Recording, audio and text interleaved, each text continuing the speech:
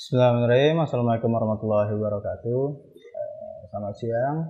Nama saya Sauki Stansa. NPM saya 2019 Kali ini saya akan mempresentasikan tentang tema saya, yaitu perkembangan teknologi komunikasi.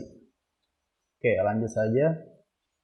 Teknologi komunikasi ini adalah cara melakukan sesuatu untuk memenuhi kebutuhan manusia dengan bantuan alat dan akal, sehingga seakan-akan memperpanjang, memperkuat, atau membuat lebih ampuh anggota tubuh, panca indera, dan otak manusia. Teknologi telah dikenal manusia sejak jutaan tahun yang lalu karena dorongan untuk hidup yang lebih nyaman, lebih makmur, dan sejahtera. Jadi sejak awal peradaban sebenarnya telah ada teknologi, meskipun istilah teknologi belum digunakan. Jadi perkembangan teknologi informasi dan teknologi komunikasi yang sebenarnya memacu kepada suatu cara baru dalam kehidupan. Dari kehidupan dimulai sampai dengan berakhir. Kehidupan seperti ini dikenal dengan e-life. Artinya kehidupan ini sudah dipengaruhi oleh berbagai kebutuhan secara elektronik. Nah, dalam hal ini teknologi menjadi sesuatu yang sangat penting dan vital bagi kehidupan manusianya. Serta hal ini sebenarnya menimbulkan kekhawatiran tentang akankah peran manusia digantikan oleh teknologi itu sendiri. Dan juga ada perkembangan teknologi komunikasi berlangsung demikian pesatnya sehingga para ahli menyebut gejala ini suatu revolusi. Sekalipun kemajuan tersebut masih dalam tahap perkembangan. Sejak sekarang sudah dapat diperkirakan terjadinya perubahan di bidang komunikasi maupun bidang-bidang kehidupan lainnya yang berhubungan sebagai implikasi dari perkembangan teknologi media.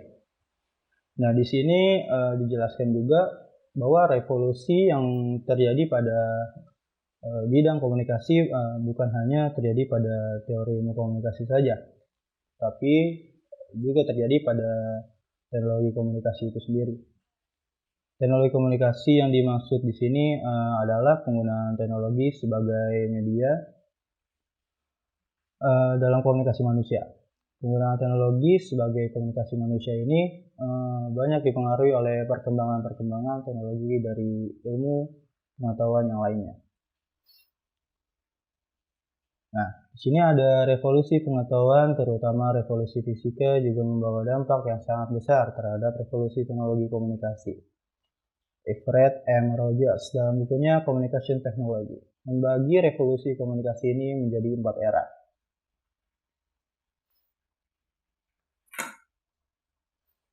Nah, yang pertama ada era komunikasi tulisan.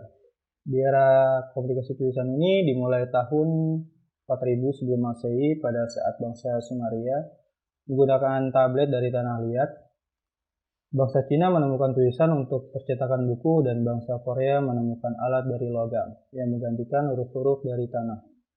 Penemuan mesin cetak merupakan awal dimulainya riwayat komunikasi massa. Dengan adanya mesin cetak ini, maka pesan yang panjang dan kompleks dapat disampaikan secara simultan ke satu atau lebih kelompok khalayak yang besar.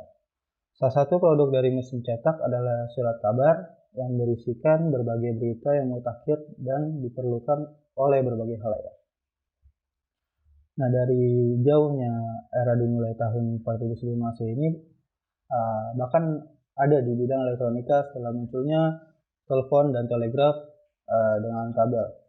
Maka pengembangan berikutnya adalah adanya komunikasi tanpa kabel atau bisa disebut juga wireless communication yang memungkinkan pesan yang sama diterima secara simultan di berbagai lokasi yang tidak terbatas. Yang kedua ada era percetakan. Era ini dimulai dengan ditemukannya alat percetakan oleh Gutenberg pada tahun 1456 ketika untuk pertama kalinya mencetak kitab Injil.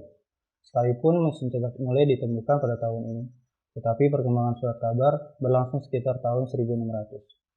Surat kabar pertama yang berhasil dicetak di Eropa adalah Aviso di Wolfenbüttel di Istanbul, Jerman pada tahun 1609. Kemudian menyusul Oxford Gazette di Inggris tahun 1620. Surat kabar lain yang diterbit di Eropa adalah surat kabar Ovech Haarlemse Courant di Belanda pada tahun 1656, Enkommende Zeitung 1650, dan Frankfurter Journal 1680 di Jerman.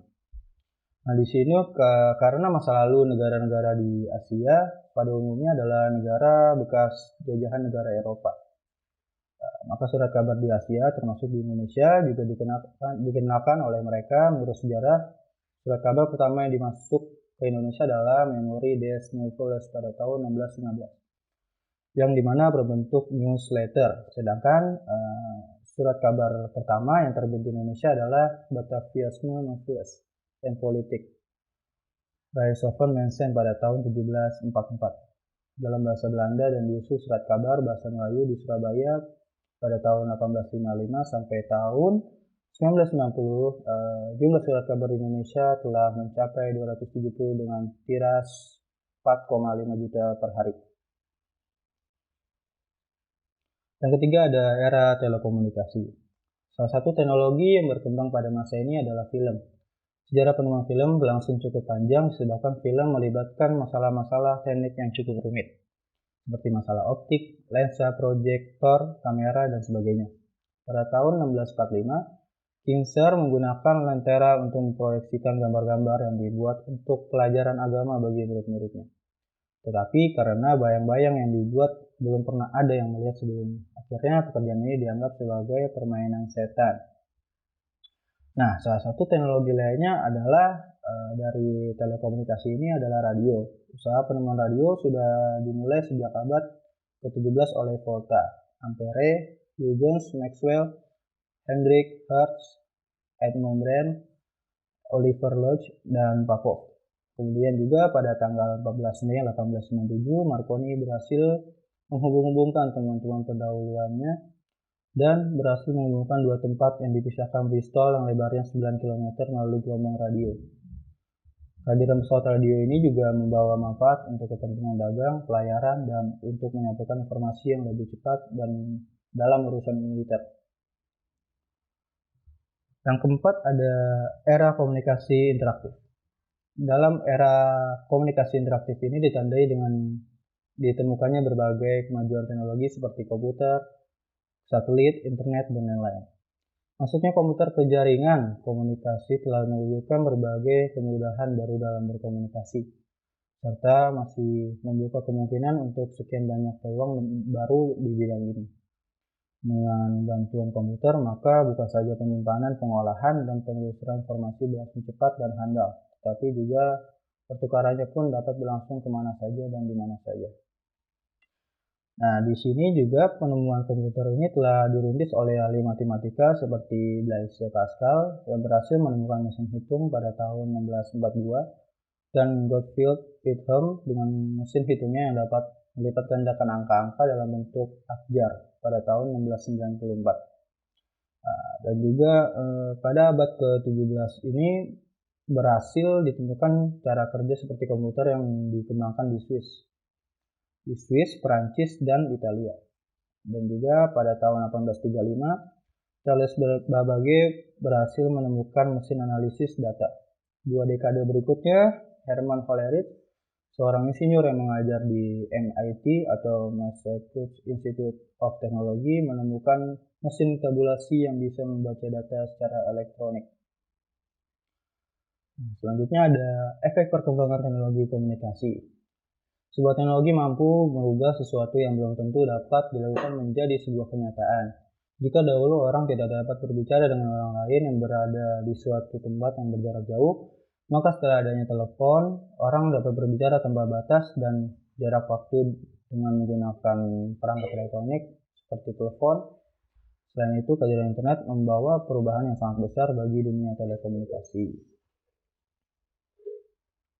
Dari adanya efek teknologi komunikasi di era modern ini, selain bertujuan untuk edukasi teknologi komunikasi ini, dapat digunakan juga untuk menyebarluaskan informasi serta menjadi kontrol sosial yang efektif dalam masyarakat.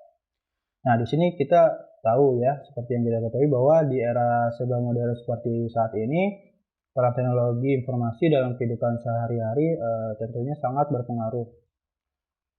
Dan hal ini juga tidak terlepas dari aktivitas kita yang kerap kali ditunjang dengan teknologi informasi itu sendiri yang mampu menjawab tuntutan pekerjaan yang lebih cepat, yang bisa lebih cepat, lebih mudah, lebih murah, dan menghemat waktu.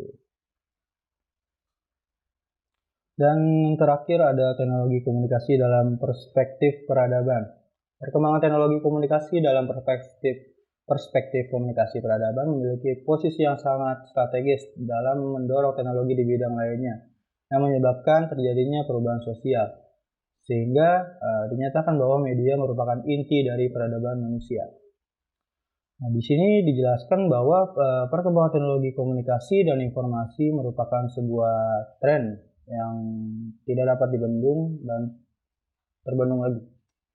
Ada globalisasi telah mengantar perkembangan di berbagai aspek kehidupan manusia. Nah, dari adanya kehadiran teknologi komunikasi dan informasi ini, dengan segudang kecanggihan dan kemudahan yang dibawanya, mampu mengantar manusia ke sebuah tatanan yang memiliki kualitas dan standar hidup yang lebih baik. Nah, mungkin itu saja. Sekian dari presentasi saya. Wabillahi taufiq, mohon dimaafkan.